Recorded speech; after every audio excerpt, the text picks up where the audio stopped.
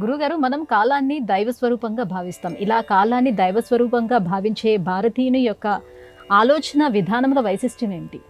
కాల కలయతామహం. కాలాన్ని గణించేవాడిని నేనే. ఎప్పుడైతే కాలము అనుభవానికి మాత్రమే ఆస్కారం ఇచ్చే సాధనమన్న భావన మనలో ఉంటుందో అప్పుడు గడుస్తున్న కాలం గురించి, రాబోయే జీవితం గురించి ఆలోచన ముగ్గురమవుతుంది. అలా కాకుండా కాలము భగవదారాధనకు భగవంతుడిచ్చిన వరము అన్న భావన ఉంటుందో అప్పుడు జాగ్రత్తగా మన జీవనాన్ని కొనసాగిస్తూ ముందుకు కొనసాగే ఆలోచన మనలో కలుగుతుంది. కాలం అనేది ఎలాంటి వారికైనా కష్టాన్ని తీసుకొస్తుంది, సుఖాన్ని అందిస్తుంది. మాన్యా గురు వినీతస్య లక్ష్మణస్య గురు ప్రియ ఇది సీతాపి దుఃఖార్త కాలోహి దురతిక్రమ అంటారు ఆంజనేయ స్వామి సుందరకాండలో.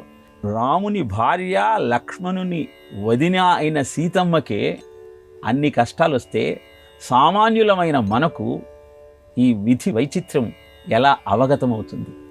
కనుక కాలాన్ని భగవత్ స్వరూపంగా భావించి ఆరాధించేయటము భారతీయ జీవన విధానం యొక్క వైశిష్ట్యం.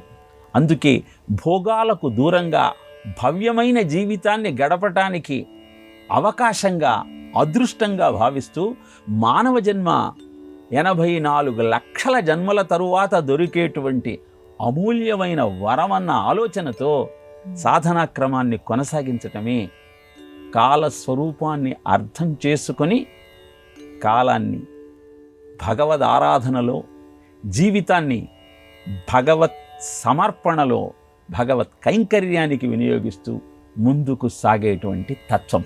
అదే భారతీయుడు కాలాన్ని గమనించే తత్వం.